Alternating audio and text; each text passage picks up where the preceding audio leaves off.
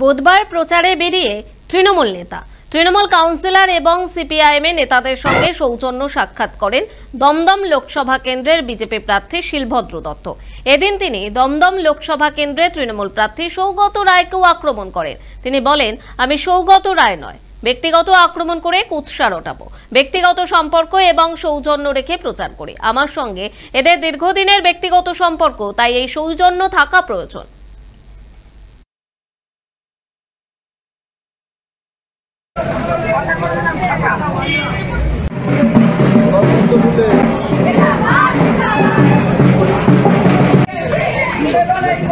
আমার সঙ্গে তো কাজল সিনহার স্ত্রীর সাথেও দেখা হয়।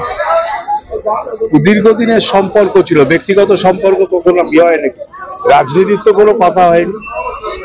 কেমন আছে কি ভাই জিজ্ঞেস করেছি, যার তাস হয়েছে সিপিএম এর। এই তো আপনি তাপস সিনহা দেখলেন কেন? সিপিএম এর 10 বছর না 15 বছরের কাউন্সিলরের সঙ্গে তো আমি কথা বললাম। আমি ক্যান্ডিডেট, আমি সবার সাথে কথা বলতে পারি, আর এই সৌজন্যটা থাকা উচিত। আমি সৌগত রায় নয় যে ব্যক্তিগত আক্রমণ করে কুৎসা রটাবো।